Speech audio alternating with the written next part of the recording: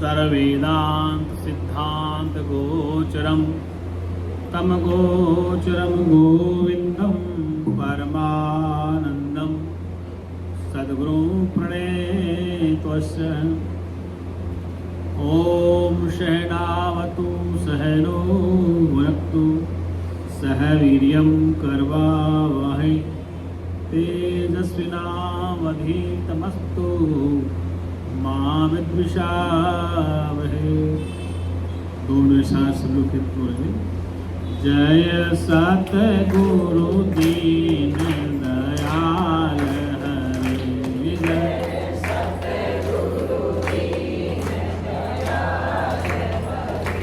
जिनने भव सागर पार करे। जिनने भव सागर पार करे। जब सुने ज्ञान के वचन भरे। जब सुने ज्ञान के वचन भरे। दुख देने वाले कष्ट टले। दुख देने वाले कष्ट टले। प्रेम से बोल सच्चिदानंद भगवान की, सत्य सनातन धर्म की, संत समाज की, हर हर महादेव। अर्चनीय वंदनीय उस जगत नियंता परम पिता परमात्मा के चरण शरण विराजमान सुप्रस्थित भक्त लोग, भक्तिमय माताएं, बच्चे वाला। आवाज साफ आ रही है? नहीं आ रही? आ रही आवाज? इधर आ रही आवाज? दुर्लभो मानसो देहो देही नाम क्षण बहुरम। ये मनुष्य का शरीर बड़ा ही दुर्लभ है। इसको वेदव्यास जी महाराज भागवत में कहते हैं दुर्लभ, मनुष्य का शरीर दुर्लभ है। और इस दुर्लभ शरीर का मिलना बड़ा दुर्लभ है, मिल गया। ये क्षण भंगुर भी है, अर्थात एक पल में ही, क्षण में ही नष्ट हो सकता है।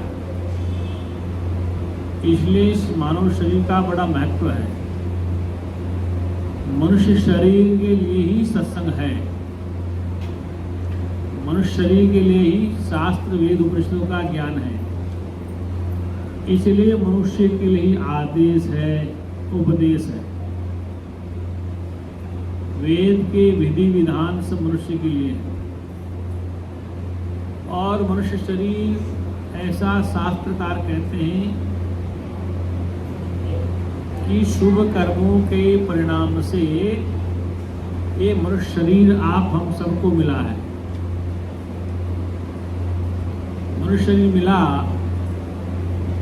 और इस मनुष्य शरीर में यदि मनुष्यता नहीं है, मानवता नहीं है, दया, परोपकार, करुणा, प्रेम, मिलनसार इत्यादि गुण नहीं है तो मनुष्य कल्याण का अधिकारी नहीं है। और यदि इस मनुष्य शरीर में जिज्ञासा नहीं है तो उस मानव को अपने परम लक्ष्य का बोध नहीं हो पाएगा। इसलिए मनुष्यत्व, मुमुक्षुत्व, महापुरुष संशय, मनुष्य का शरीर और मनुष्य शरीर में मनुष्यता और उस मनुष्य शरीर में जिज्ञासा। जिज्ञासा का मतलब है अपने परमपिता परमात्मा को प्राप्त करने की उत्कंठा। यदि उस शरीर में जिज्ञासा नहीं है तो अपने परम लक्ष्य को प्राप्त नहीं कर सकता। मनुष्य का जो प्रथम उद्देश्य है, अंतिम मान लो, वह दुख की निवृत्ति और परमानंद की प्राप्ति है। मनुष्य के जीवन का जो उद्देश्य है वह दुख की निवृत्ति और परमानंद की प्राप्ति है। जितने भी शास्त्र लिखे गए हैं या ग्रंथों की रचना की गई है या संतों ने अपनी वाणी में कहा है, किसी भी धर्म ग्रंथ में कहा है, चाहे वेद में कहा है, चाहे बाइबल में कहा है, चाहे कुरान शरीफ में कहा है, और चाहे गुरु ग्रंथ साहब में कहा है, किसी संत की वाणी है। संत चाहे सूफी संत है या सनातनी संत है, सबका एक ही लक्ष्य है। वो लक्ष्य है कि किस प्रकार से इस मनुष्य को शांति मिल जाए।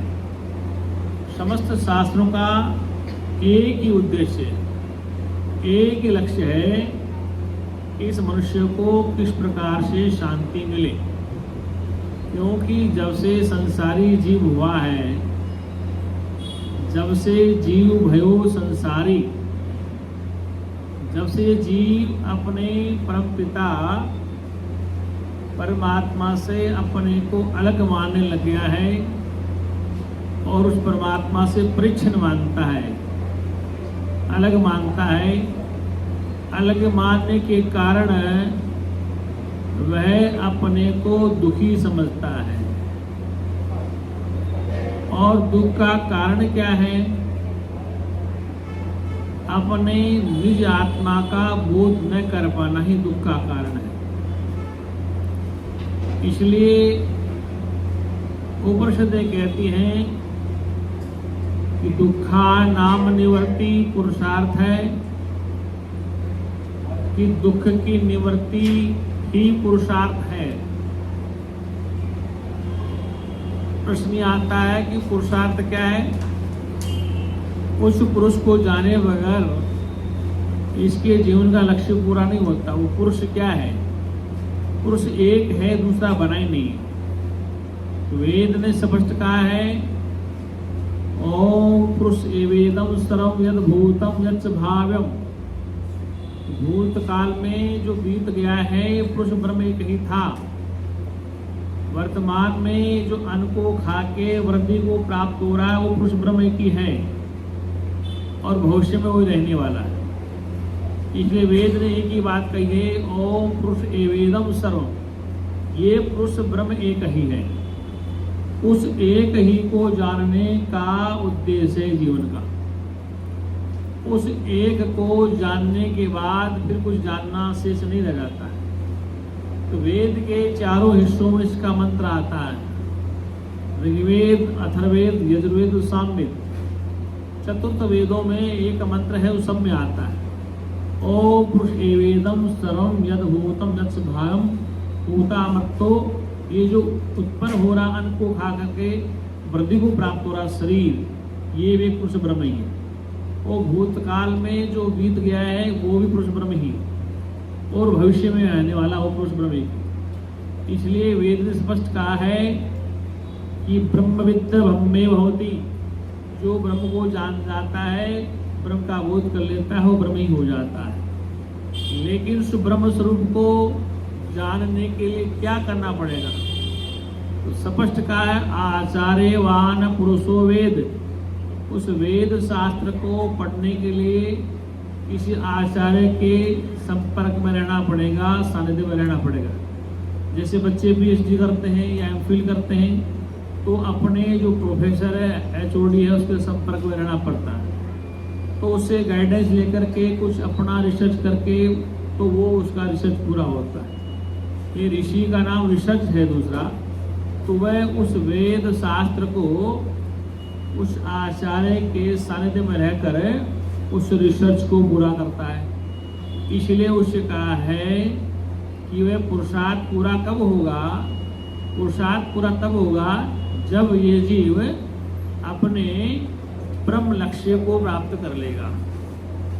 अर्थात मनुष्य जीवन का जो लक्ष्य है वो दुख की निवृत्ति और प्रमाद की प्राप्ति।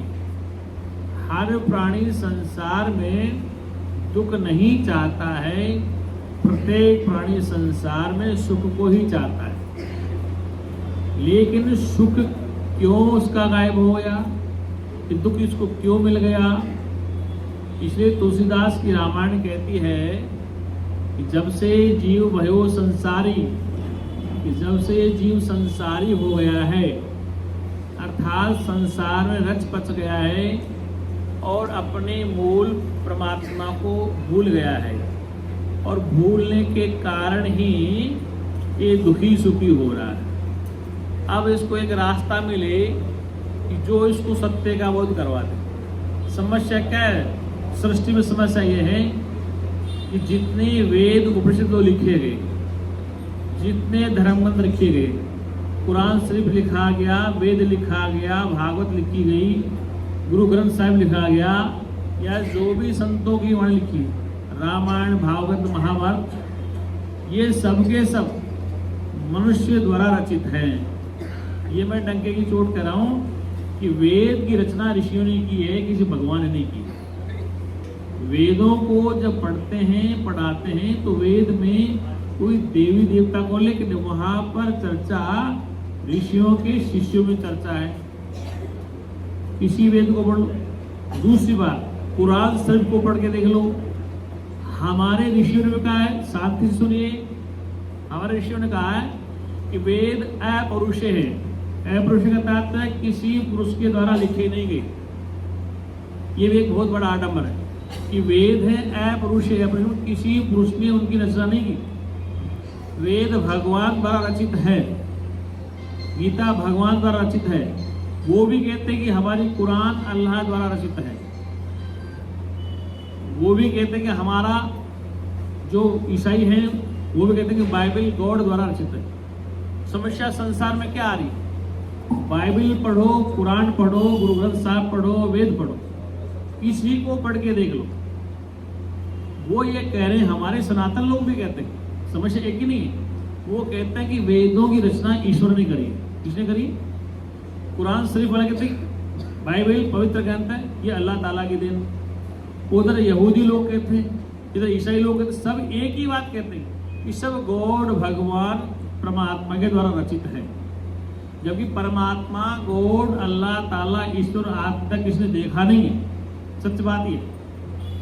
और हमारे ग्रंथों में इस बात को कह दिया गया है कि वेद हैं, किसी मनुष्य ने नहीं लिखे हैं, वो ईश्वर द्वारा रचित है।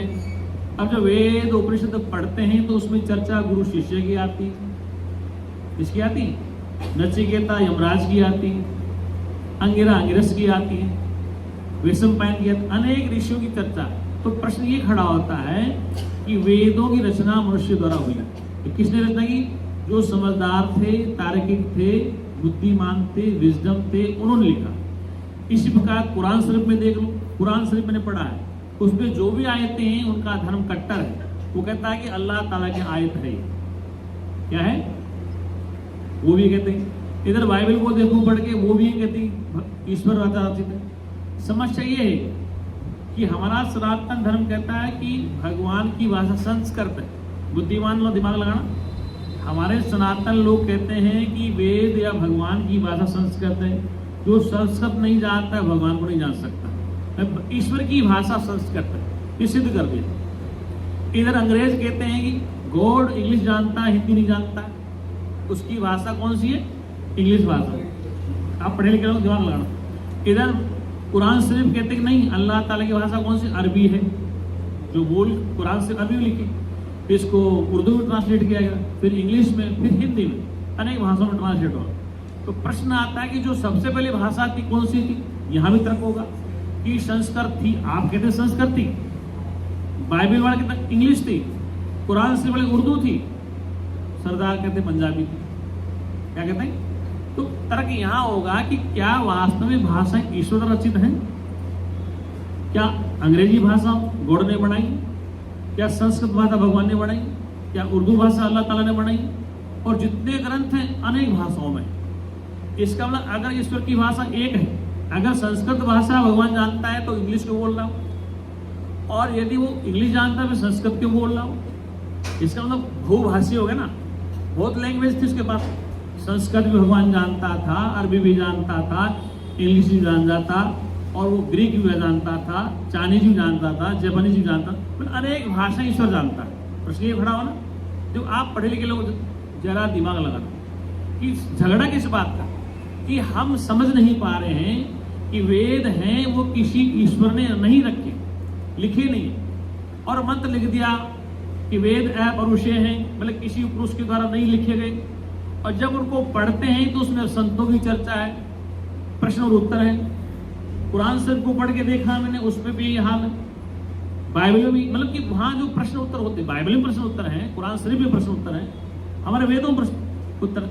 हमारे उपनिषद में एक उपनिषद का नाम ही प्रश्नोपनिषद है। उसमें गुरु के सामने शिष्य प्रश्न करता है, जैसे अर्जुन प्रश्न कर रहा है भगवान के सामने। गीता में अर्जुन प्रश्न कर रहा है भगवान से।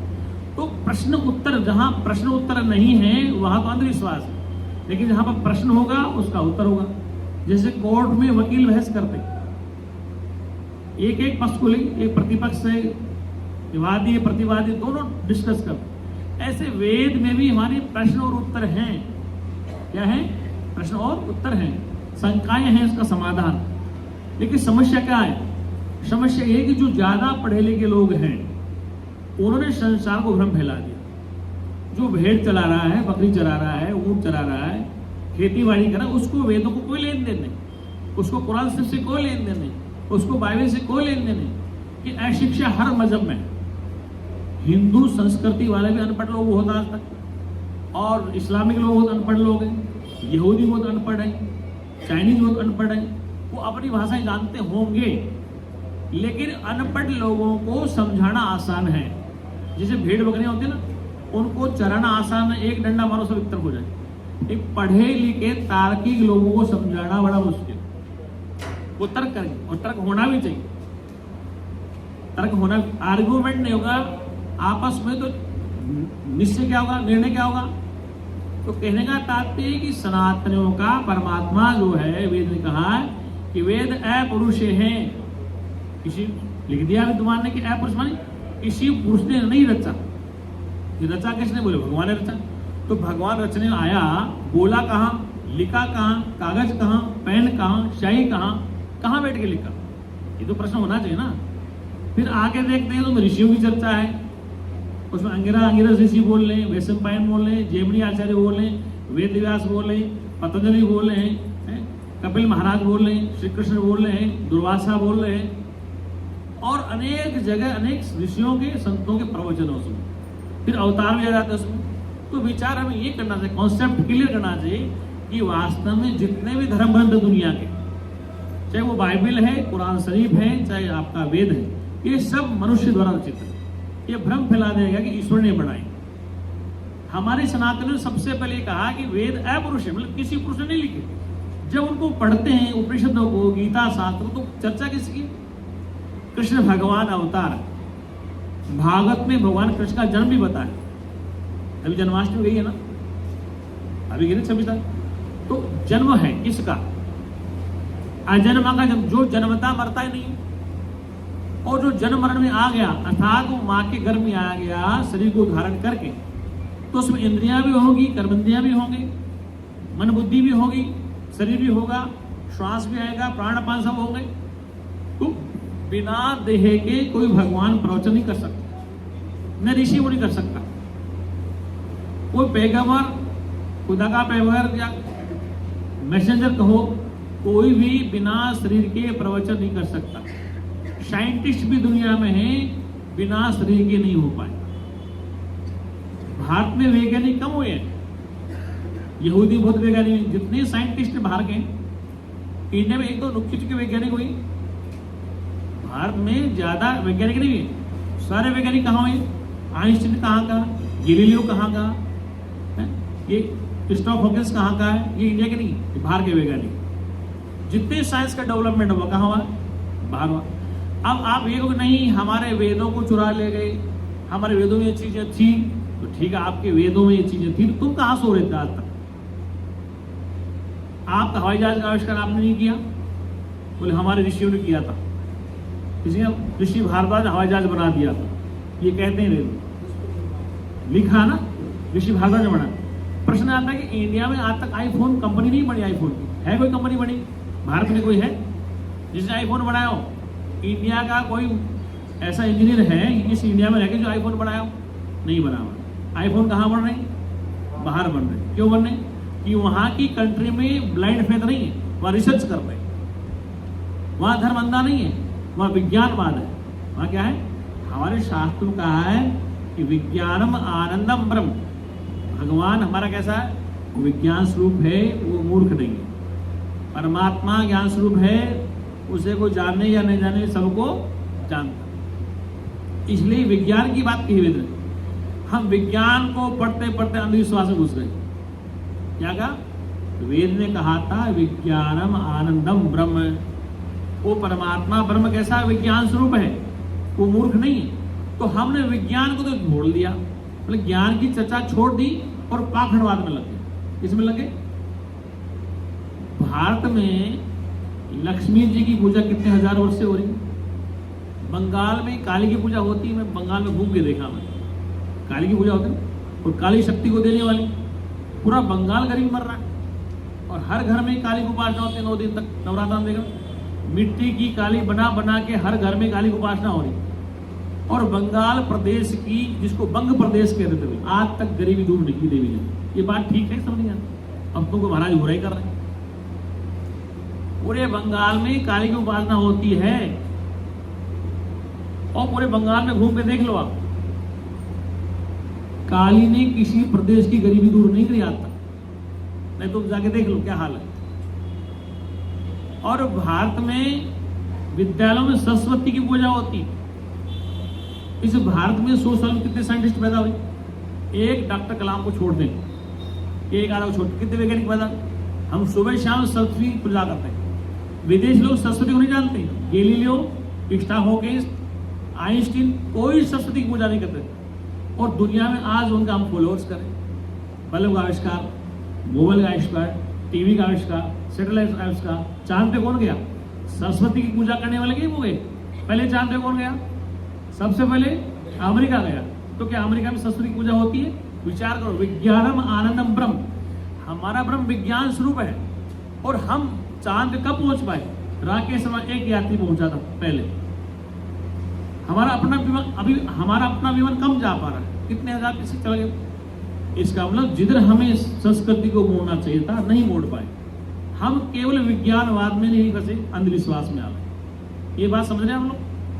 नहीं समझ रहे कि विज्ञानम आनंदम ब्रह्म, धर्म के साथ साथ विज्ञान को हम भूल गए।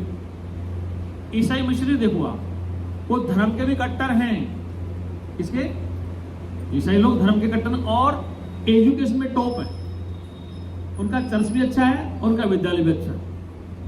आपके मंत्रिमंडल में अधिकतर मंत्री किस में पढ़े मालूम आपको? क्रिश्चियन स्कूल पढ़े हुए। आपका आईएएस ऑफिसर देख लो लिस्ट उठा के, क्रिश्चियन स्कूल में। आपके पास अच्छा स्कूल क्यों नहीं? आपके भारत के एक लिस्ट उठा के दो, जितने आईएएस ऑफिसर हैं वो सब चर्च में पढ़े, स्कूल क्रिश्चियन स्कूल पढ़े। जितने आपके मिनिस्टर हैं आज जो बने, ये सब, इसका मतलब उन्होंने शिक्षा को साथ लिया धर्म के साथ। धर्म पे नहीं छूटा था कुछ। हाँ, उन्होंने शिक्षा को साइड में कर दिया, धर्म में लग। ये बात समझ नहीं आ रही आपको? क्यों मैं इससे गलत करूं कि उन्होंने चर्च को भी संभाला है, सबको और एजुकेशन का टॉप है। जहां जाओ मंत्रियों के बच्चे, मतलब ऐसे मंत्री देखे मैंने जो कट्टर हिंदुवादी हैं, उनके बच्चे चर्च में पढ़ रहे हैं, क्रिश्चियन स्कूल में पढ़ रहे हैं। क्यों पढ़ रहे हैं? क्योंकि इनका एजुकेशन स्टैंडर्ड अच्छा है। हमने धर्म की आड़ में शिक्षा को बंद कर दिया। दूसरी बात कि हम अनादिकाल से शक्ति की पूजा करते हैं। अब नवरात्र आने वाला ना, नवरात्र में देवी उपासना, शक्ति हमारे पास है लाखों वर्ष से। हमारे पास शक्ति लाखों वर्ष से। तो मैं वेद की चर्चा करूं, शक्ति हमारे पास है। फिर भी भारत पर कितने लोग राज कर गए? तुम्हें शक्ति कहां चली गई थी? अंग्रेज राज कर गए, डच फाइयान, चाहे अंग्रेज, मुसलमान सब राज कर गए। इसका मतलब आपकी कहां की शक्ति? देवियां कहां मंदिर में सो रही थी? आप शक्ति की उपासना करते हैं। भारत पे अफगानी राज कर गए, यूनानी राज कर गए, मुसलमान राज कर गए, अंग्रेज राज गए और तो विश्व गुरु बने रहे। इसका मतलब कि हमें धर्म के साथ साथ शिक्षा को, शक्ति को महत्व देना पड़ेगा। जब तक संगठन नहीं है शिक्षा में, तब तक कैसे आप विदेश में लड़ पाओगे?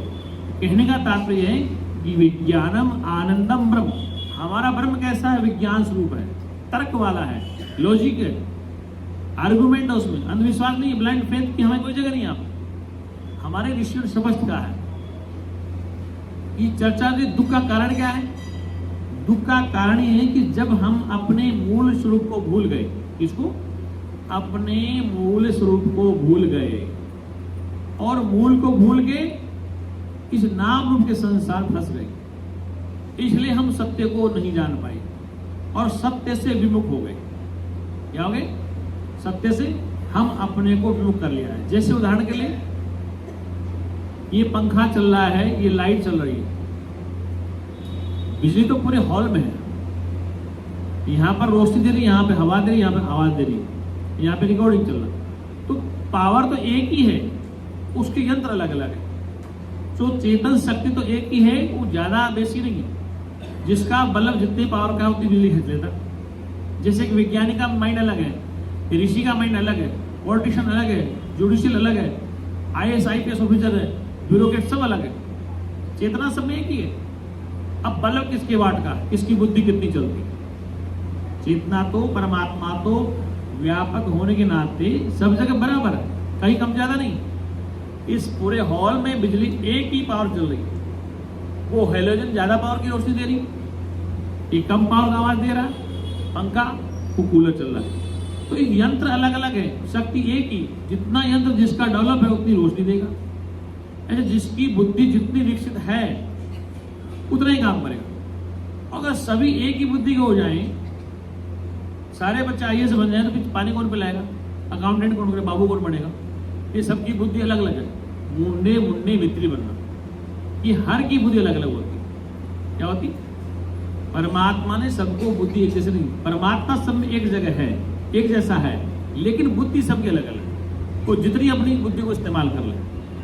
कहने का अभिप्राय है कि ईश्वर ने सृष्टि बनाई और ईश्वर की सृष्टि में आप और सब बन गए।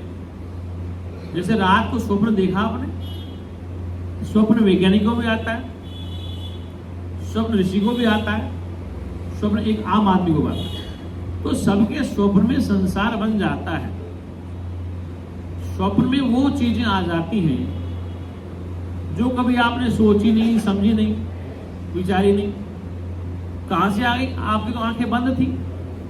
वो संसार किसने बना लिया? उस स्वप्न के संसार में आप दुखी हो रहे हैं, रो रहे हैं, हंस रहे हैं, एंजॉय कर रहे हैं या लड़ रहे हैं। तो वो संसार आंखें बंद होने के बाद किसने रच लिया? और जब आंखें खुली तो संसार गायब हो गया। आप हंस रहे थे तो देखा हम कहाँ हैं, आप रो रहे थे तो आप बोले हम कहाँ हैं। तो वो संसार किसने रचा? फिर आंखें खुली, ये संसार सामने आ गया, ये जगत दिखाई दे रहा बनकर के, इसमें सब रिश्ते नाते सब दिखाई दे रहे।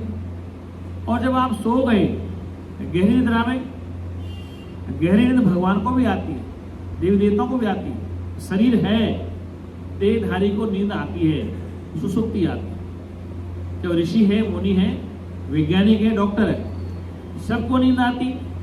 और नींद आती है गहरी नींद। तो वो गहरी नींद में जब सो जाता है उस समय उसका दुख कहां चला जाता है? मतलब संसार का कोई लफड़ा नहीं। वो गहरी निद्रा एक छोटी मृत्यु है। मतलब उस समय आपको गहरी निद्रा में, बेहोशी में, आपको ये नहीं पता है कि मैं स्त्री हूं, कि पुरुष हूं, कि जवान हूं, कि बुढ़ा हूं, मैं कहाँ लेटा हूं, कहाँ हूं, कोई पता नहीं। मतलब वो आपको सुख मिल रहा है। वो कैसा सुख आया? बिना मन के, बिना बुद्धि, बिना अंतर्गत। उस समय आपको सुख मिल रहा है, बिना, आपकी आंखें बंद हैं, आपका मन बुद्धि सब बंद है, केवल श्वास चल रहा है। गहरी नींद में मन, बुद्धि, चित्त, अहंकार सब सो जाते हैं। गहरी नींद में क्या होता है? ये सब सो जाते हैं। और सोने के बाद जब सारे यंत्र बंद हो गए, मन भी बंद हो गया, बुद्धि बंद हो गई, चित्त भी बंद हो गया, ये सब अंतःकरण बंद हो गया, उसके बाद भी आपको थोड़ा सुख मिल रहा है। और जब तक आप 5-6 घंटे उस सुख में नहीं जाएंगे, गहरी नींद में नहीं जाएंगे, तो आपका मस्तिष्क, आपका पेट, आपकी आंखें, आपका शरीर सब खराब हो जाएगा। इसका मतलब आप बिना अंतःकरण के रहना चाहते हैं, बिना अंतःकरण के रहना चाहते हैं। आपका गहरी निद्रा में केवल श्वास चलता है। क्या चलता है?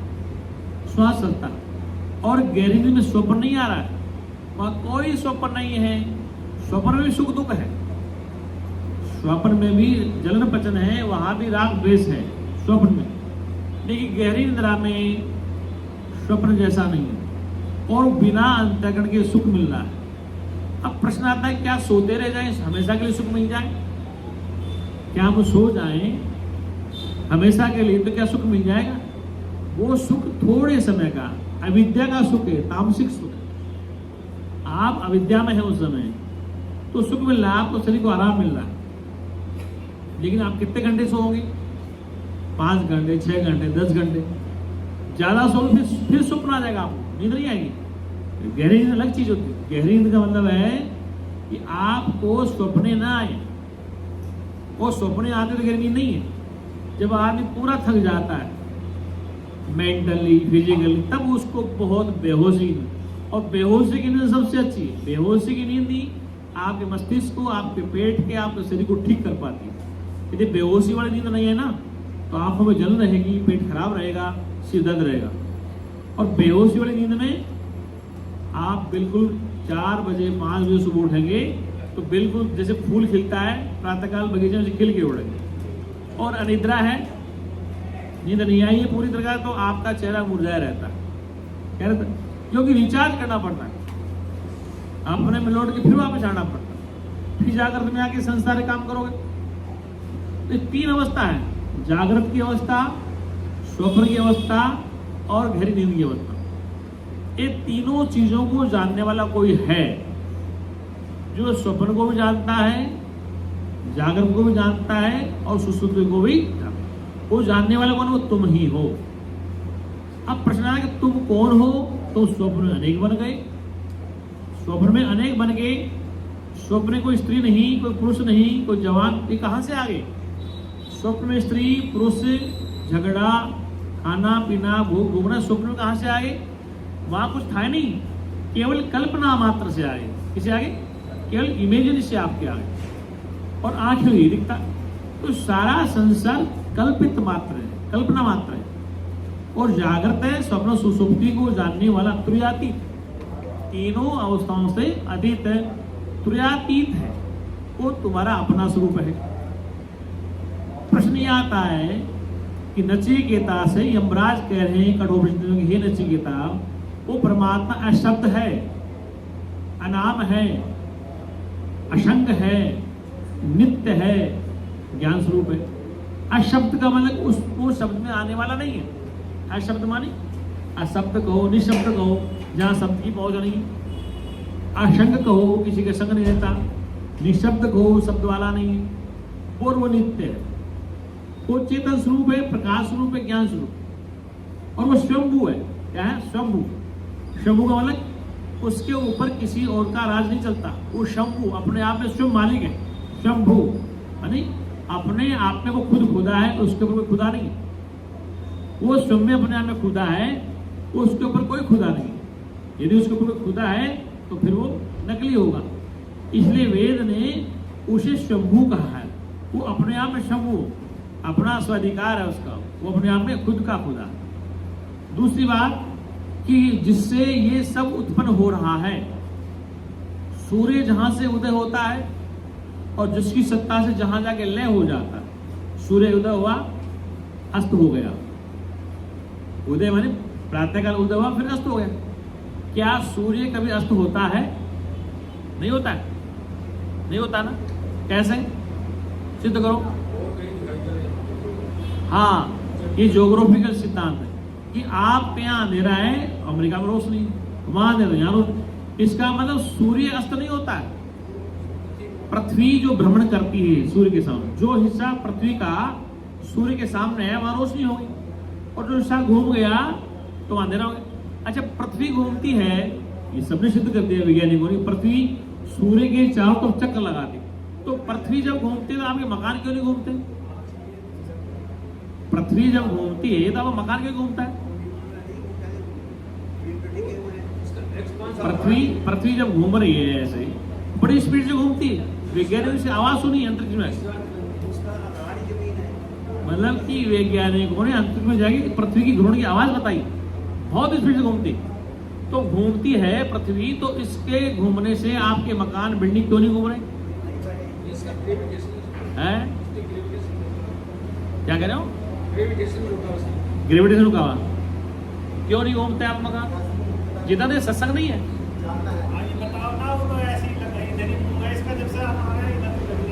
अभी तुमने कहा भजन मत गाओ सत्संग सुनाओ, ये भजन भी बेटा सत्संग ही है। अब ये मत गाओ कि सत्संग बोलना ही सत्संग। मतलब मेरा प्रश्न मुझे पूछ रहा है, प्रश्न मेरा है कि पृथ्वी घूमती है, आपके मकान क्यों नहीं घूमते?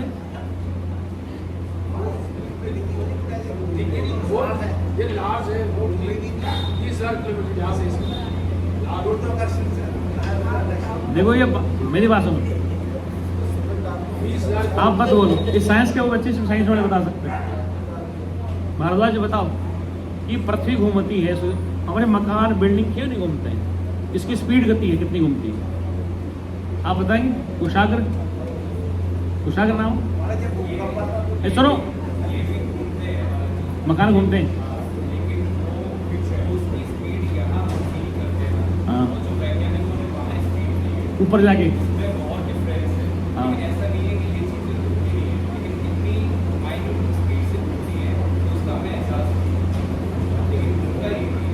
घूमता ये भी हमें एहसास नहीं होता। आप क्या कह रहे हैं?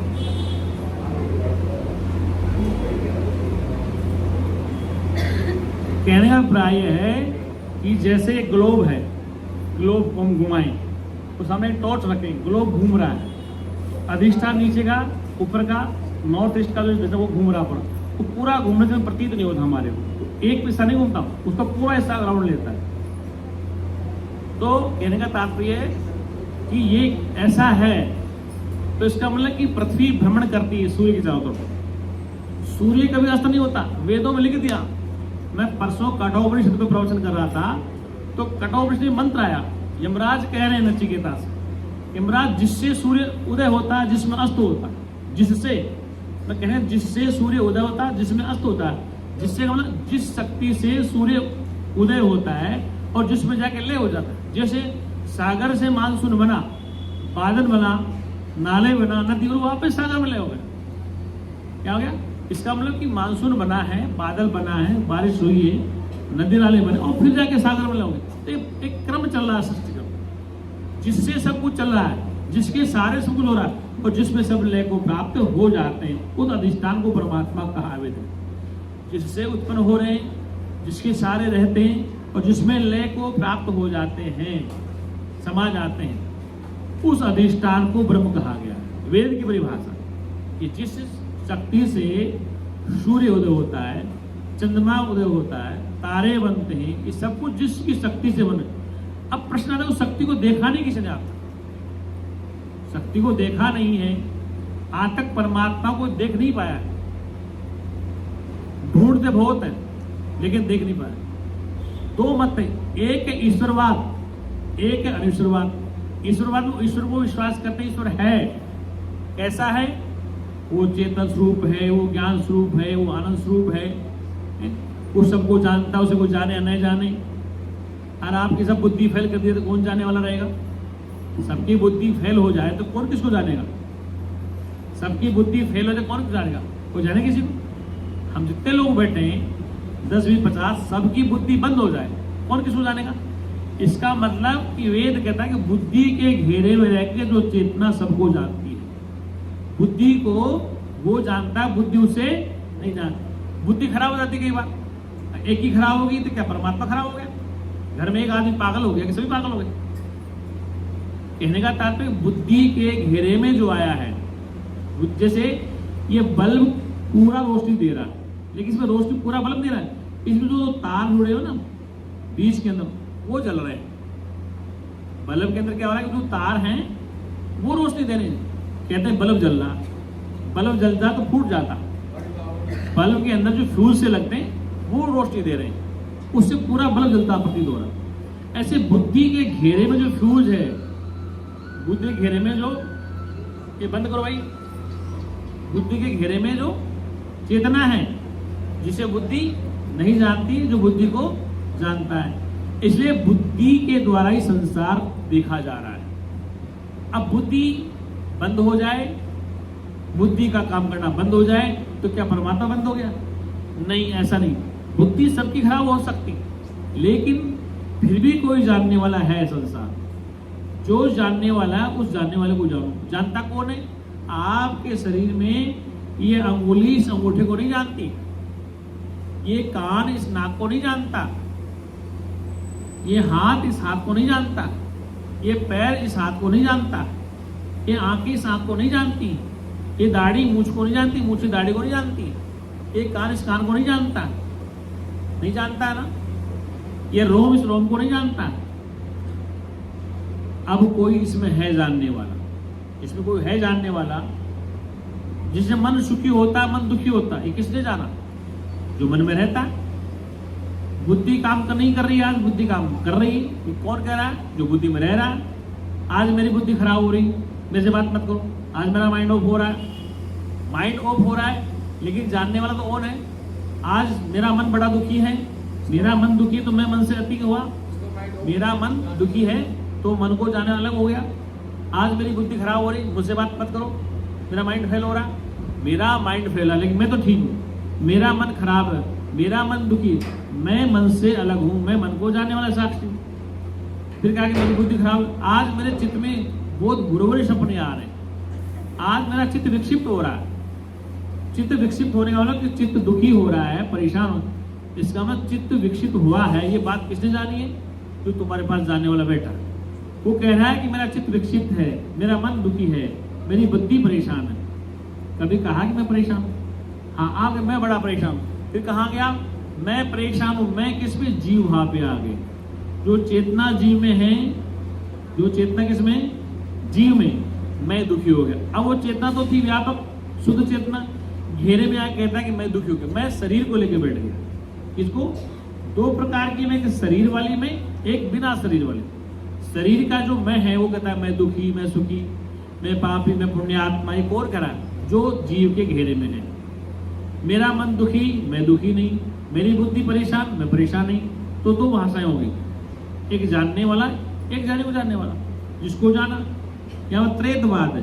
गीता में भगवान कहते हैं ज्ञाता ज्ञान ज्ञ, कर्ता कर्म करण।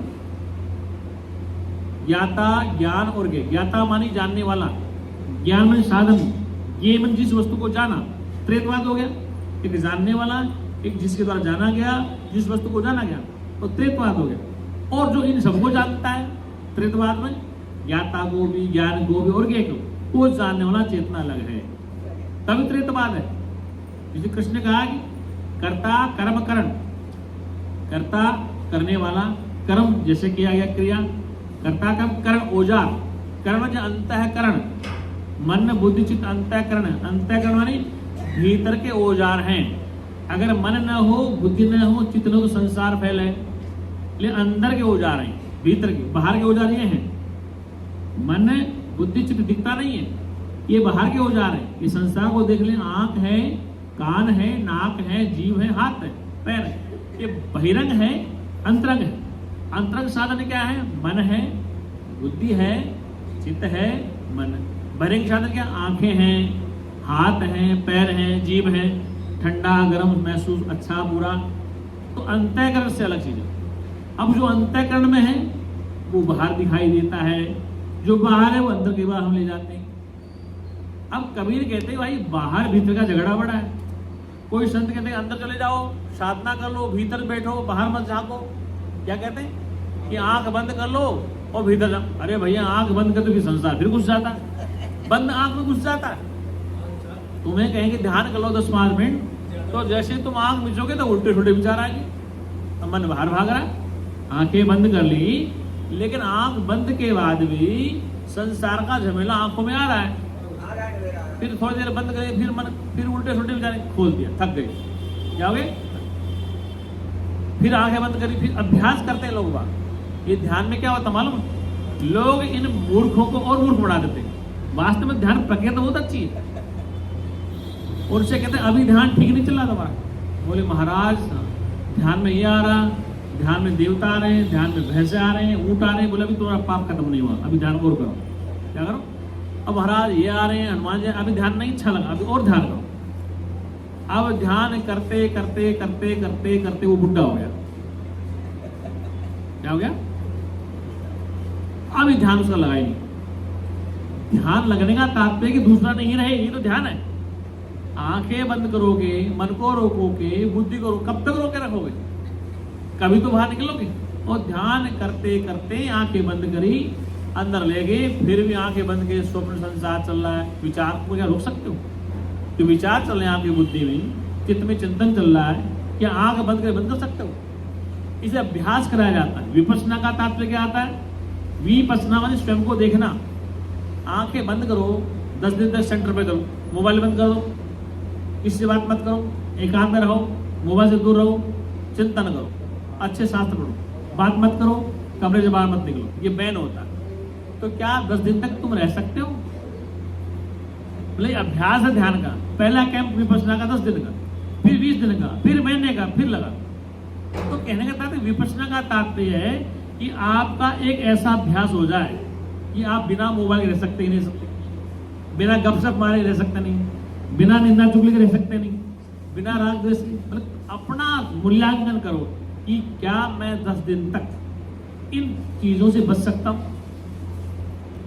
अब वो 10 दिन बैठ के सोचेगा, मोबाइल बंद कर देगा, फिर खाना भी लिमिट का मिलेगा, इतने बजे सोना है, इतने बजे उठना है, फिर ध्यान करना है। और ध्यान में आ रही है, नींद आ रही है। क्या आ रही है? ध्यान करते करते कई बार नींद आ जाती है। तो साधक की साधना रुकी, उठो, मुंह धो, फिर नींद आती। तो साधना है, कठिन मार्ग है। तो एक ही बात कबीर ने कह दी, सारा झगड़ा खत्म कर दिया कि भीतर बाहर एको जानो, दो जो भाव मिटाओ। भीतर बाहर एको जानो, दो जो भाव मिटाओ। ये दूसरा है ही नहीं, भीतर और बाहर वो एक ही वस्तु है। क्या है? देखो आप कभी साधना करते हैं, आपने कोई किसी की साधना की, किसी ने राजपाल की साधना, तो देवी के भक्त तो की हुई साधना नहीं करी। जब साधना करें तो मैंने पिछली बार कहा था सत्संग में कि साधना करनी तो सुबह 4 बजे उठ करो। कितने बजे? फ्रेश होके 4 बजे। कि साधना कब होगी? जब संसार की बातें भूल जाओ, कुछ पल के लिए, कुछ क्षण के लिए आंखें बंद के, कान बंद करो।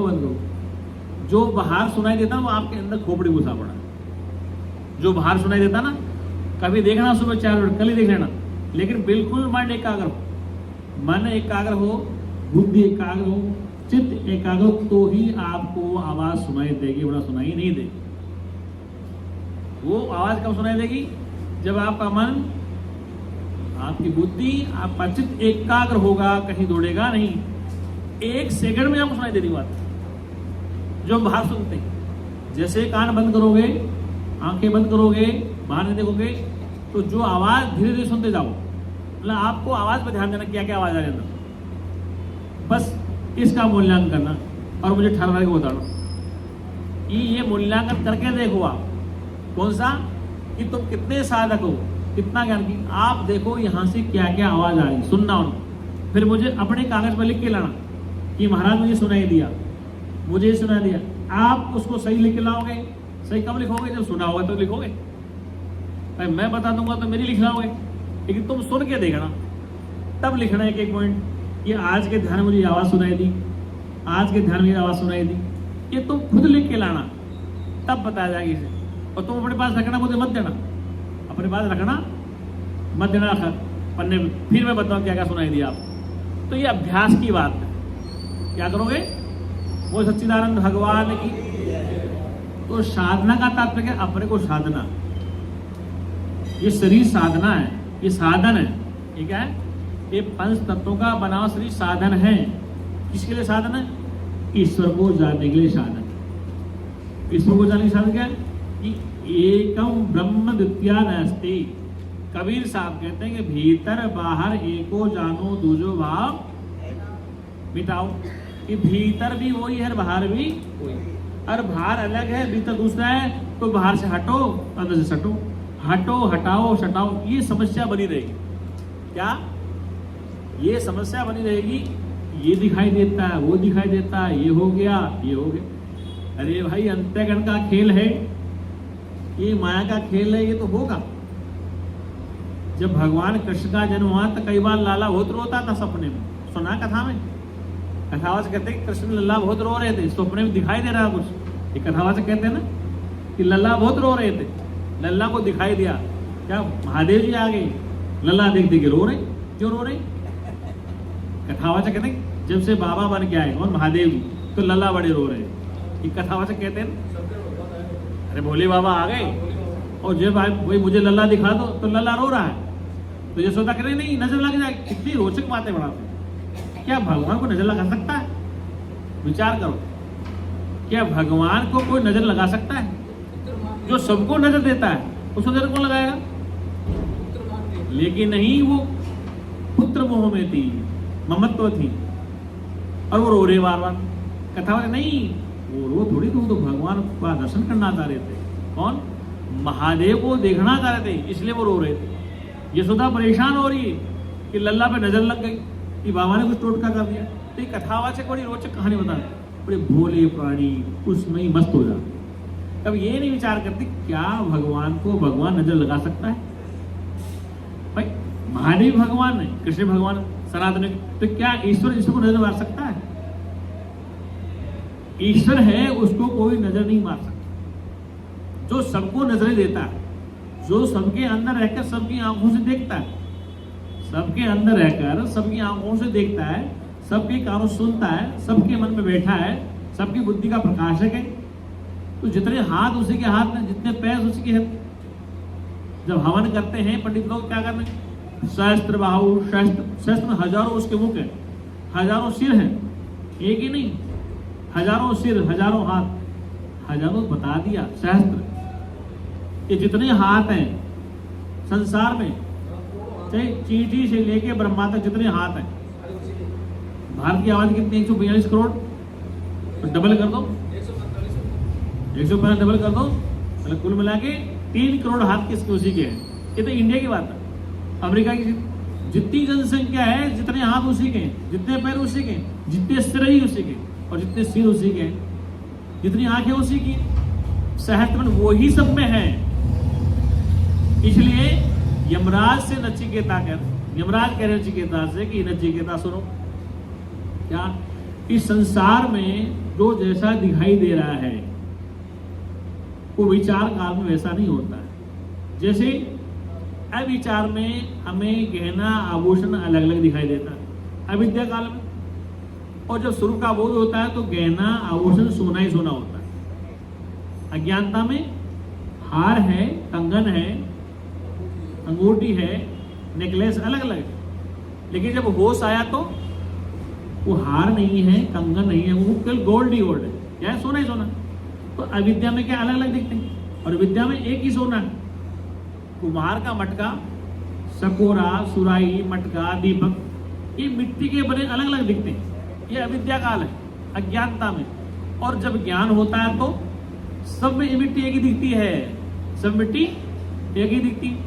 तो सब में मिट्टी एक दिखना ज्ञान है, सब में एक मिट्टी दिखना ब्रह्म ज्ञान है, और अलग अलग दिखना अविद्या ज्ञान है। सब में एक को देखना ये ज्ञान है, और अलग अलग देखना अज्ञान है।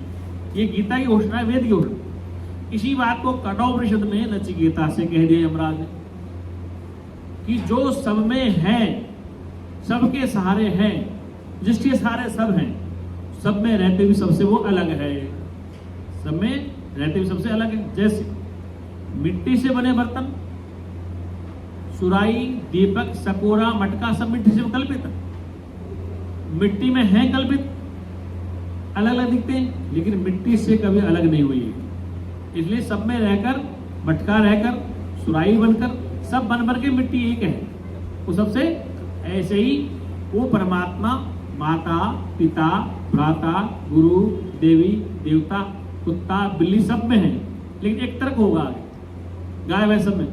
लेकिन ध्यान रखना, हमारे शरीर में यंत्र सब जगह लगे, आंख, पैन, हाथ पैर, कुछ शरीर के हमारे द्वार साफ करते हैं, गंदगी रखते हैं, ऐसे ही कुत्ता बिल्ली गाय भैंस रखो पालो, लेकिन उनकी पालने की रखने की जगह अलग होती है। क्या दी?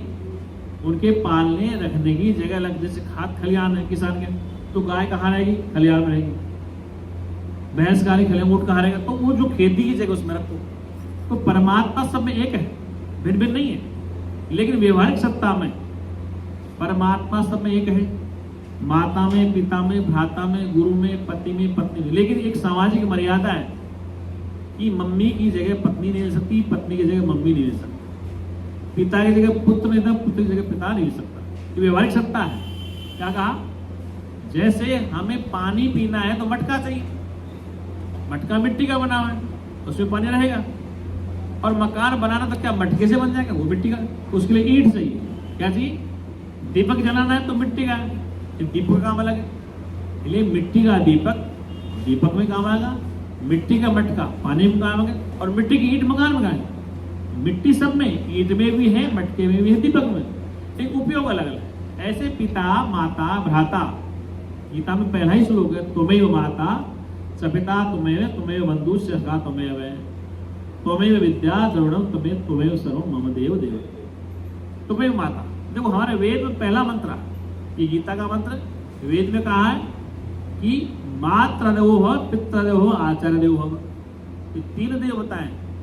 मातृदेव पहले ही माता को बताया, फिर दूसरा नंबर पितृदेव पिता को बताया, तीसरा अतिथि देवो भव, आचार्य देवो भव। ये चार अतिथि। मातृदेवो भव, माता ही देवतुल्य है। फिर कहा पितृदेवो भव, पिता ही देवतुल्य है। फिर कहा आचार्य देव, जो आचार्य का मतलब जो आपको पढ़ाता लिखाता है, जो विद्यालय में, महाविद्यालय में, विश्वविद्यालय में, वो आचार्य है, वो देवतुल्य, उसके पास रहकर विद्या ग्रहण करें, वो देवतुल्य। अतिथि देवो भव, अतिथि मानी जो अतिथि बिना सूचना के आ गया, वो भी देवतुल्य। इधर गीता में कृष्ण कहते हैं त्वमेव माता च पिता त्वमेव, तू ही माता है, तू ही पिता है, तू ही सखा है, तू ही मित्र है, तो सब कुछ तू ही है। दो चार नाम ले लिए, माता का, पिता का, सखा का, द्रव्य का, ये परमात्मा सब कुछ तू ही। अब तू में फिर बाकी जो जितने रिश्ते रहेंगे, साले का, ससुर का, सास की, कौन रहेगा? उसी रूप में तीन चार नाम ले लिए, माता पिता का, सखा का, मित्र का, पिता का, बाकी कौन रहेंगे? वो सब में एक ही, सर्वम मम देव देव है, ये मेरे देव, तू सब कुछ ही बन गया, तू सब में विद्यमान है। इसमें सभी में तो विद्यमान, तो सब में विद्यमान है, लेकिन सबके साथ व्यवहार अलग अलग है। पिता का व्यवहार अलग है, माता का व्यवहार अलग है, पत्नी का अलग है। दूसरी बात, सामाजिक एक आपकी क्राइटेरिया है कि हमें किस समय क्या कहना है। अब कहाँ बैठे हैं, कौन सामने बैठा है, बड़ा है, उम्रदार है, अनुभवी है, कम है, तो हमें पढ़ लिख करके इस बात का भी ख्याल रखना चाहिए। वेद हमारे आचार्य क्या कहते हैं कि हमें किस समय क्या और कब बोलना, कितना बोलना, ये हमारा रिमोट होना चाहिए। जैसे घुड़सवार घोड़ा चलाता है, दौड़ाता है, अगर रिमोट उसके हाथ में नहीं है, दिमाग ठीक नहीं है, तो घोड़ा मार देगा उसको। ऐसे ये शरीर रूपी एक रथ है, इंद्रिय घोड़े हैं, मन के लगाम है, बुद्धि की सारथी, और तू चलाने वाला है। क्या काम है? ये इंद्रिय रूपी घोड़े हैं, मन रूपी इसमें लगाम है, विषय रूपी घास है, बुद्धि रूपी सारथी। अब ये सारथी धीरे जोड़ाएगा, इस लगाम को जितना ढीला जोड़ेगा उतना जोड़ेगा जोड़े। और ऐसे ही आप के मन के ऊपर लगाम, वाणी के ऊपर लगाम कौन लगाएगा? आप सारथी हैं, बुद्धि गुजारने वाले। तो आपको इस समय क्या बोलना है, ये बुद्धि के अंदर बैठा हुआ जाता है। वो लगाम यदि आपके हाथ में नहीं है तो एक ही बात से बतंगर बन जाता है। जैसे द्रौपदी ने एक बात कही थी कि अंधों की औलाद अंधी होती। क्या कहा था? महाभारत में द्रौपदी ने दुर्योधन को एक ही बात कही थी, मतलब लगाम छोड़ दी उसने कि क्या इसका परिणाम होगा। अब पिता अंधा तो क्या पुत्र अंधा होगा क्या? लेकिन उसने व्यंग्य में कह दिया कि अंधों की औलाद अंधी होती है। अंधा होते क्या हुआ? वो बात चुप गई दुल्हन को, एक ही बात चुप गई। एक ही बात तुलसीदास को लगी थी। तुलसी के लिए प्रमाण मिलते हैं, लिखा है, सच्चा झूठ में नहीं बता रहा। तुलसी जब युवा था तो पत्नी ससुराल में थी। मैं उस गांव में सत्संग करके आऊँ जहाँ तुलसी का मकान था ना, वहाँ मैं सत्संग करके आऊँ। तुलसी का ससुराल था, अब तो कुछ खंडर है। भाई मेरा वो भगत था, तो भूमानंद था उस साइड का, एक संत था, तो वहाँ ले गया मुझे। तो घाट पे जहाँ हनुमान जी रहते, जहाँ रामायण लिखी थी, वहाँ पे चला गया। तो बोले कि तुलसीदास ससुराल है, तुलसीदास जी का। नहीं, इलाहाबाद के पास भरतपुर गाँव जगह नदी, वहाँ पर ये नदी रहती है। तो यही तुलसी की नदी थी, इसी नदी को पार करके तुलसी आ रहा।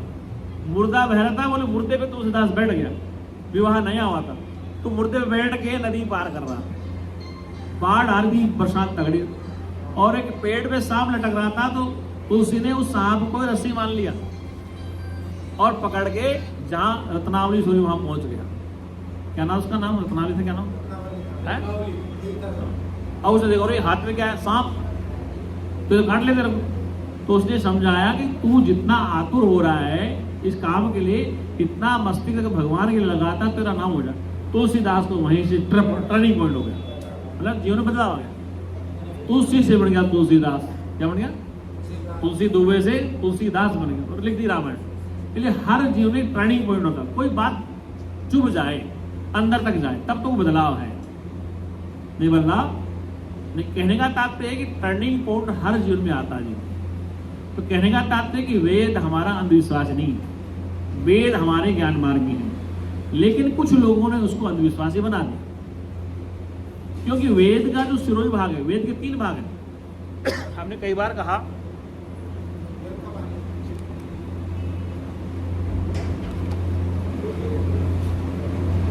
वेद के 3 भाग हैं। भाग बनी अध्याय अलग। पहला भाग कर्मकांड का, दूसरा उपासना का, तीसरा ज्ञान कांड। तो ज्ञान कांड अंतिम भाग है। क्या है? उपनिषदें वेद का शिरोई भाग है, इसको ज्ञान मार्ग कहते हैं। ज्ञान कांड वो अंतिम है। उस अंतिम की चर्चा लोग कम करते हैं। क्या करते हैं? जैसे आपने सारी चीजें पढ़ी, लेकिन उत्तरकांड की रामायण नहीं पढ़ी, तो कुछ नहीं समझा। उत्तरकांड का अंतिम भाग नहीं पढ़ा, कुछ ऐसे वेद पढ़े, हनुमान जी की आरती पढ़ ली, दुर्गा सप्तशती पढ़ ली, काली की उपासना पढ़ ली। अरे वेद के आखिरी में क्या लिखा है तो पढ़ो। ये नहीं पढ़ते, न पढ़ने देते। सुबह शाम मंदिरों में जय काली, जय माता दी, जय माता दी। पता इस दिल्ली में कोई मंदिर में वेदांत का सत्संग होता है? बेला रोड एक सत्संग आश्रम, बेला रोड में एक सत्संग है। क्या नाम है? बेला रोड है ना, आईएसबीटी के पास में एक आश्रम है, संन्यास आश्रम। वहां सुबह शाम वेद का सत्संग होता है। वो आचार्य कहते करूं क्या, सुनते नहीं लोग। इनको सुबह सुबह रुद्राभिषेक चाहिए, सुबह उठते हनुमान जी की वेद पढ़ना नहीं चाहते लोग। जितने चांदनी चौके लाला हैं खारी बावड़े की, बस रुद्राभिषेक चाहिए उनको, और अभिषेक करने से सब कुछ मिल जाएगा। तो बोले मैं क्या करूं? विद्वान आचार्य वेद शास्त्र पढ़ते, लेकिन उस भाग को कोई सुनना नहीं चाहता। मतलब गुरुजी कहा करते हैं हरिद्वार जाना है, बैठे गाड़ी में चलो हरिद्वार। अब लिखा हुआ है हरिद्वार 50 किलोमीटर दूर, तो आपने कहा गाड़ी रोक दो। गुरुजी कहते गाड़ी रोक, बोले क्या हरिद्वार आ तो गया, लिखा है ना। बोले भाई इस पर लिखा 50 किलोमीटर दूर, तुम पढ़ लेना। तो उपनिषद तुम पढ़ लेना, वेद का आखिरी शास्त्र तुम पढ़ना, हमारे यही है। हमारे बात तो ये हनुमान जी हैं, गीता काली गौरी है, वो तुम पढ़ते रहना। अब प्रश्न आ गया जिसमें प्रकाश नहीं डालो, जो मेन है वेद का, उससे बगैर वेद की कोई महत्वता नहीं है। अगर आपका सर काट दिया जाए तो क्या कीमत है आपकी? कि वेद का जो सिरोही भाग है ज्ञान मार्ग, उस ज्ञान मार्ग की लोग अवहेलना कर रहे हैं। क्या कर रहे हैं? उस ज्ञान मार्ग की लोग अवहेलना कर रहे हैं, और जनता जनार्दन को केवल इसमें लगा रहे हैं 2 भागों, कर्म उपासना, कर्म उपासना। जहां देखो हर 20 किलोमीटर नए देवता बन जाते हमारे। पीलीभीत में मेरा आश्रम है, मंदिर है, उसके पास में नमोरा धाम बन गया, मनोरा धाम अभी बना है 4-5 साल। मतलब दुनिया इतनी पागल हो रही है। मनोरा धाम मतलब खाटू श्याम मेरे क्षेत्र का, वहां का पैदा हूं, मेरा शरीर वहां का, तो मेरा आश्रम वहां। उस मनोरा धाम में लाखों लोग धक्के खा रहे हैं, भीड़ इकट्ठी हो रही है, मतलब कुछ पता ही नहीं लोग, जैसे भेड़ चाल चल रहे हैं।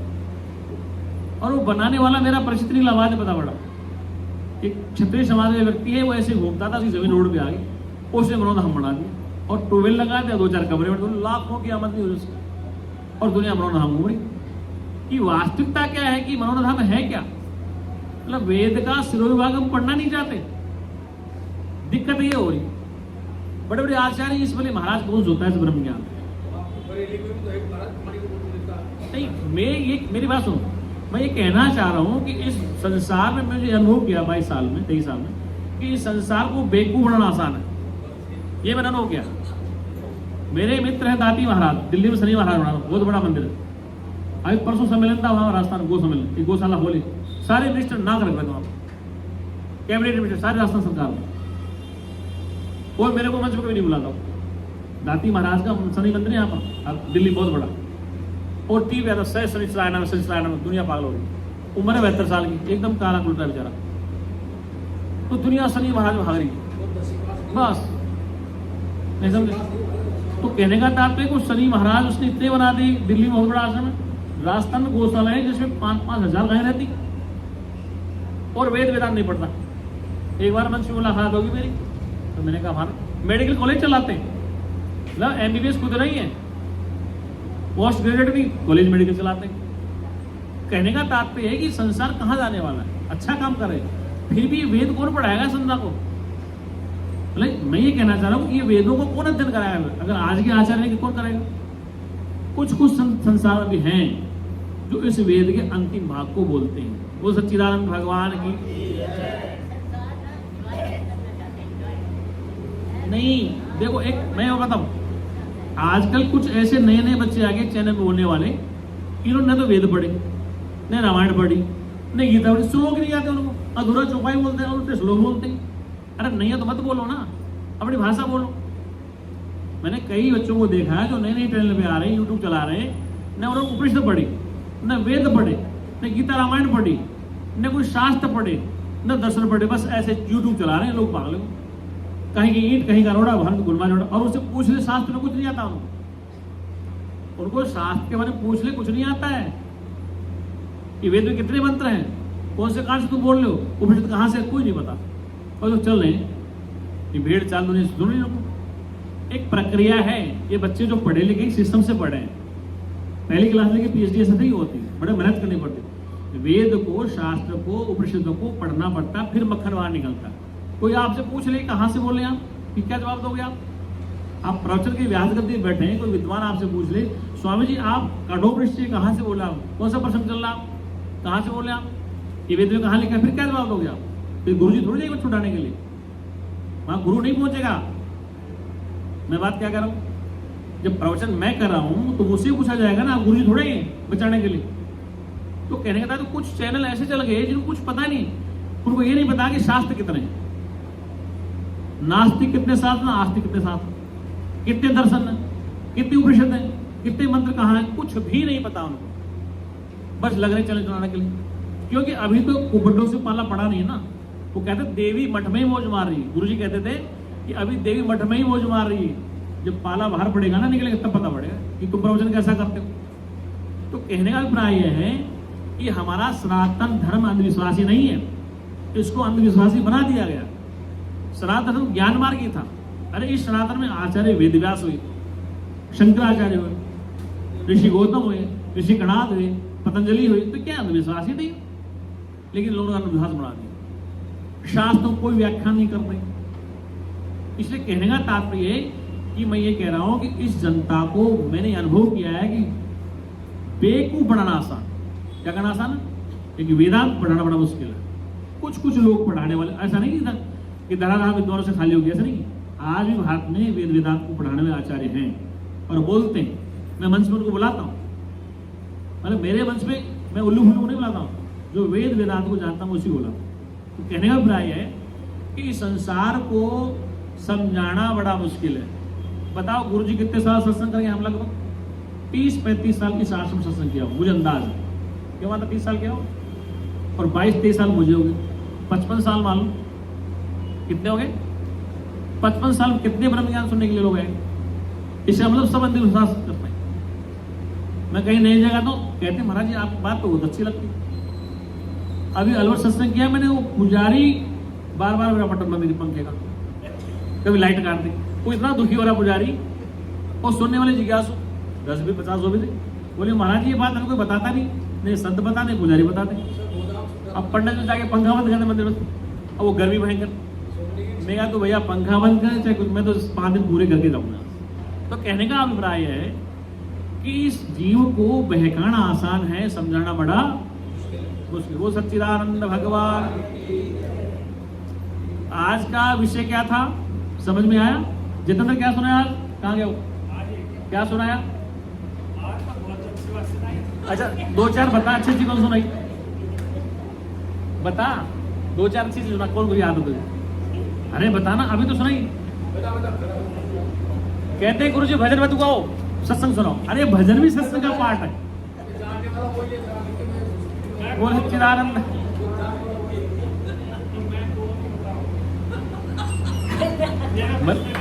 मैं कौन हूं बताओ? मैं बता दिया 3 बार।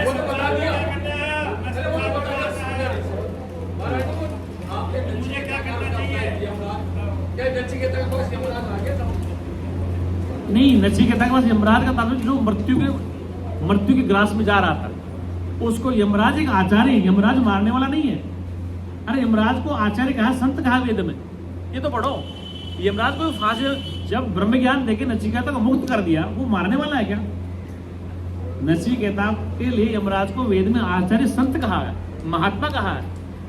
उपनिषद में उसको संत और महात्मा कहा है, यमराज को मारने वाला नहीं कहा। ये मेरे प्रमाण है। कठोपनिषद में उसको आचार्य कहा है, संत कहा है, महात्मा कहा है। यमराज बोले जो तुम मार देगा। नचिकेता तो मुक्त कर दिया उसने ब्रह्म ज्ञान देके, मारा कहा उसने? वो तो मृत्यु से बाहर आ गया, जो भय में जी रहा था, जिसके माता पिता को उसने भय से मुक्त करते, उसको बंधन से काट दिया। तो यमराज कोई मारता थोड़ी, ये तो पाखंड ने फैला दिया। वेद में यमराज को आचार्य संत कहा है, ये मैं लिख ही दे दूं। अभी मेरा यूट्यूब चैनल चला, उसमें कठोपनिषद में बोल रहा हूं कि आचार्य है यमराज, एक संत है। वेद में उसको आचार्य बताया, संत की उपाधि दी है उसको। वो मारने वाला नहीं यमराज, लेकिन लोगों ने यमराज को डरा दिया। कहने का तात्पर्य है कि यमराज ने उस जो नचिकेता था, जो प्रलोभन दिया यमराज ने कि सोना चांदी ले ले, अप्सराएं ले ले, सब कुछ ले ले, वो नहीं, मुझे वो दो, ब्रह्म विद्या। उसने कहा मैं नहीं जानता हूं, मैं नहीं जानता, बोले देनी पड़ेगी आपको। तब चारों तरफ से उसको प्रलोभन दिया यमराज ने, सोना चांदी ले लो, जमीन जायदाद ले लो, अप्सराएं ले लो, स्वर्ग लोक ले लो, सब ले लो मुझे। तब उसको जांच लिया, परख लिया, तब जाके नचिकेता को यमराज ने ब्रह्म उपदेश दिया। और शास्त्र में क्या कहा, एक बात मैं कहूंगा, सुनो। पूरे वेद शास्त्रों में ब्रह्म विद्या के लिए अधिकारी पात्र बताया।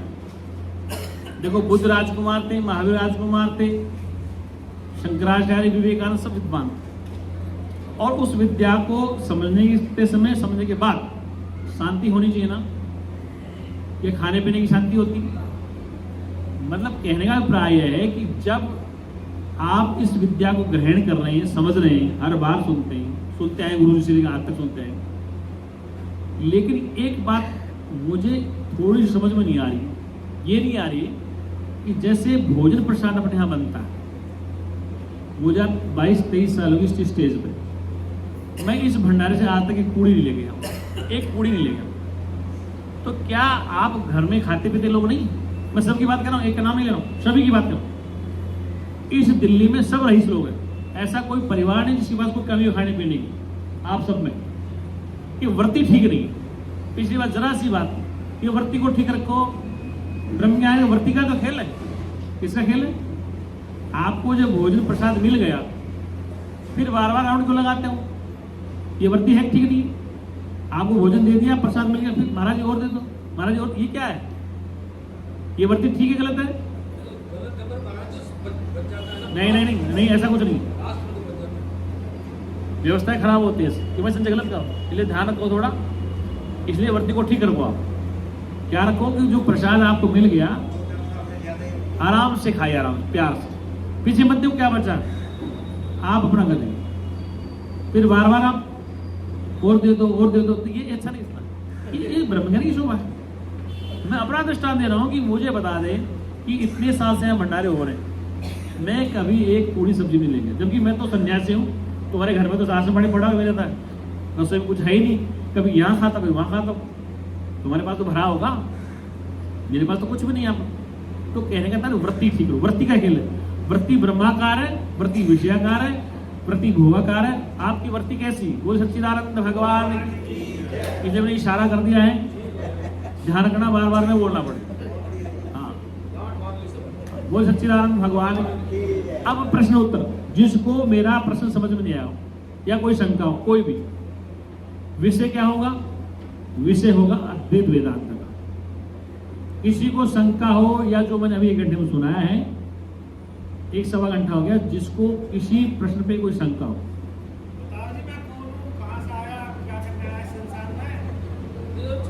ये मैं 1 घंटे से बता चुका हूं मैं कौन हूं। मैंने क्या कहा? इसके बारे में सब कुछ बता। नचिकेता को यमराज कह रहे हैं तू शुद्ध स्वरूप चित्त स्वरूप आत्मा है, अजन्मा नित्य शाश्वत है। अजो नित्य शाश्वतो प्राण न हनत्य न हनमाने शरीर। तो अजन्मा नित्य शाश्वत है, सनातन अजन्मा है। शरीर के नाश होने से तेरा नाश नहीं होता है। तो तू कौन है? अब तू शरीर है या शरीर से रहित है? शरीर और शरीर से रहित है, तो तू बोल कौन रहा है? हाँ, तो शरीर से रहित है, लेकिन उस रहित है ना, वो बोलता नहीं है। वो उसको बोलने के लिए शरीर लेना पड़ता है। उसको बोलने के लिए किसी वैज्ञानिक को आविष्कार करे, वैज्ञानिक शरीर बनेगा। कितना बड़ा वैज्ञानिक हो, आविष्कार करना तो शरीर में आना पड़ेगा। गैलीलियो बनना पड़ेगा, आइंस्टीन बनना पड़ेगा, स्टॉकहोम बनना पड़ेगा, आचार्य बनना पड़ेगा। बिना शरीर के इस संसार में कुछ नहीं हो सकता। और जितने शास्त्र लिखे गए, मैंने एक बात कही थी, किसी भगवान देवी देवता ने लिखे। कुरान हो, बाइबिल हो, वेद हो, कोई ग्रंथ हो, सब मनुष्य ने लिखे। ये भी संसार भ्रम फैला दिया क्या कि कुरान पवित्र ग्रंथ अल्लाह ताला के पुत्री है। हम कहते हैं हमारा वेद पवित्र है, भगवान ने लिखे। दोनों बातें, मतलब हमारा सनातन भी कहता है, वही नहीं कहते। हम भी तो कहते हैं कि हमारा वेद मनुष्य ने नहीं लिखा, भगवान ने लिखे। भगवान लिखने आया तो किस रूप में आया? शरीर तो लेके आया होगा ना। जितने धर्मग्रंथ लिखे हैं मनुष्य के द्वारा लिखे गए हैं, और उनको पढ़ते हैं तो पता पड़ता है कि हाँ मनुष्य लिखे। मैंने कुरान का, बाइबल का, शास्त्रों का बड़ा अध्ययन किया, ऐसी बात नहीं है। कई बार मुझे यात्रा में मेरे कोच में आ जाते हैं पंडित घर मुल्ला वाला, तो बड़ी बहस करता हूँ। 2-4 पॉइंट आउट हो जाते हैं कि उनके 2-4 पॉइंट ऐसे गलत हैं, वो उसको समझा नहीं पाते। तो 1-2 पॉइंट में आउट हो जाते हैं। क्योंकि समस्या है कि इस्लाम में शिक्षा नहीं है, और जहां शिक्षा होगी वहां अंधविश्वास दूर हो जाएगा। वहां शिक्षा कम है बहुत, क्योंकि शिक्षित व्यक्ति प्रश्न खड़ा करता है। जिसने पूछा कि मैं कौन हूं, कहां से आऊं, ऐसे मौलवी साहब से कोई नहीं पूछ सकता मस्जिद में कौन हूं, कहां से आऊं। नहीं समझे? इसलिए वो अशिक्षा में है वे लोग। हाँ, शिक्षित हो गए तो प्रश्न करेंगे, तर्क करेंगे।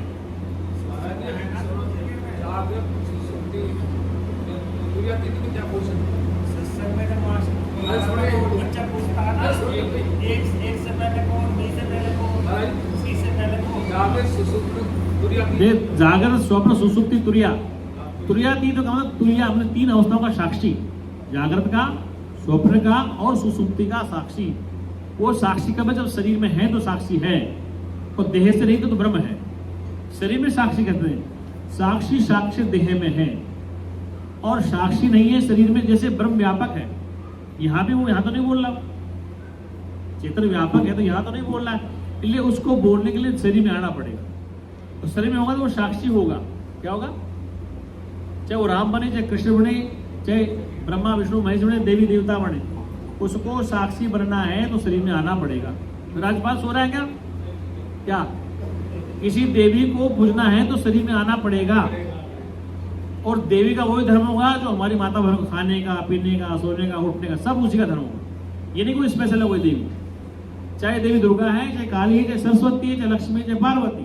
सुनना मेरी बात, क्या कह रहा हूं? देवी सरस्वती, काली, दुर्गा, पीली, धोली, जो भी देवी देवता है, जैसी माता बहने वैसे धर्म उनका होगा, वैसे देव उनका होगा। लक्ष्मी हो, दुर्गा हो, काली हो, लक्ष्मी बाई हो, मीरा हो, सहजो बाई हो, कोई हो, देवी तो देवी है। देवी वेद का मंत्र आता है, या देवी सर्वभूतेषु शक्ति रूपेण संसते नमस्तसे नमस्तसे नमो नमः। कि वह देवी सभी भूत प्राणियों में शक्ति रूप से विद्यमान है। तो मैं उस देवी को प्रणाम जो शक्ति रूप से विद्यमान है, सभी में है। वो पत्थर में नहीं है, व्यापक है तो पत्थर में भी है, लेकिन वो पत्थर की बोलेगी नहीं, कुछ देगी नहीं। तुम्हारी मम्मी, तुम्हारी पत्नी, तुम्हारी बहन, वो देवी आपको रोटी देगी, पानी देगी, सब्जी देगी, कपड़ा धोके देगी, वो तो देवी है। और मंदिर की देवी देने वाली कुछ नहीं है। चाहे कामाख्या हो, चाहे ज्वालाजी हो, चाहे चिंतपूर्ण, कोई देवी हो। ये बात सही कह रहा हूं? कितने नाग रगड़ो, कुछ देने वाली है। अरे आपकी पत्नी, आपकी बहन, आपकी माँ, आपकी दादी, आपकी बुआ, वो देवी है। वो आपको कपड़ा देंगी, भोजन देंगी, कपड़े धो के देंगी, कमरा सजा के देंगी, खाना बना के देंगी, वो देवी साक्षात। तो यहाँ देवी सर्वभूत, उसमें तो देवी दिखती नहीं है। और कामाख्या जाते हैं, चित्रपूर्णा जाते हैं, चामुंडा जाते हैं, ज्वाला जी जाते हैं, इसका मतलब क्या हुआ? व्यापक होने के नाते देवी उसमें भी है, चेतना व्यापक है उसमें, लेकिन जो फुर रही है, जो खिलखिला रही है, जो बोल रही है, उसको तुम देवी नहीं सोचते। ये बात ठीक नहीं है, हैं? अब नवरात्र फिर जय माता दी, जय माता दी, जय माता दी, नवरात्र होना ही होना।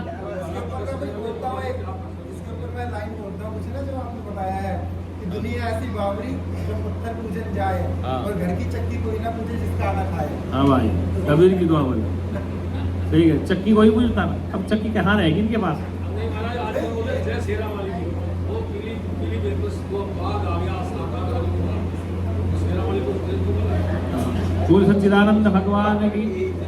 हे पूर्ण परमात्मा, हे सुखी होवे जीवात्मा, विश्व बने धर्मात्मा, बोलो तुम सब मेरी आत्मा, बोलो हम सब तेरी आत्मा। आज जोड़े वेद मंत्र बोली, सर्वे भवन्तु सुखिनः, सर्वे सन्तु निरामया, सर्वे भद्राणि पश्यन्तु, मा कश्चित् दुःखभाग् भवेत्। हे परमपिता परमात्मा, सब सुखी हो, दुखों से आजाद हो, यही हमारी सद्भावना है। ओम